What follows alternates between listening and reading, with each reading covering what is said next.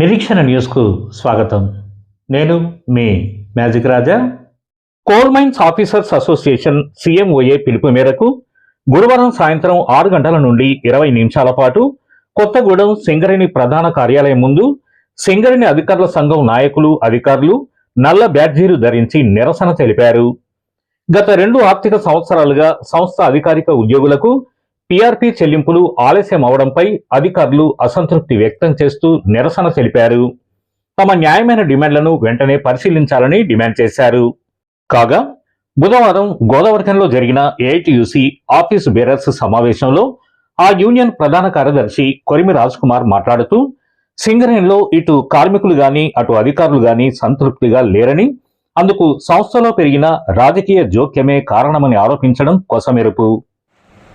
అధికారులు కూడా వారి PRP కోసం నిరసన వ్యక్తం చేసే పరిస్థితి వచ్చింది. వాళ్ళకి ఏనాడో రావాల్సిన బకాయిలు ఈరోజు ఇవ్వకపోవడం వల్ల ఈ రాజకీయ కోణం ఉంది ఇందులో. అందుకనే వాళ్ళు కూడా అన్రెస్ట్గా ఉన్నట్టుగా ఈరోజు మనం వాళ్ళ నల్ల బ్యాడ్జీల వాళ్ళని చూస్తూ ఉన్నాం.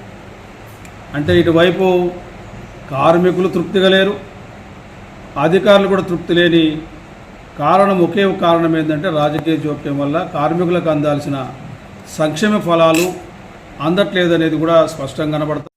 మన నిరీక్షణ న్యూస్ను వాచ్ చేయండి, లైక్ చేయండి, సబ్స్క్రైబ్ చేయండి, మీ మిత్రులకు షేర్ చేయండి.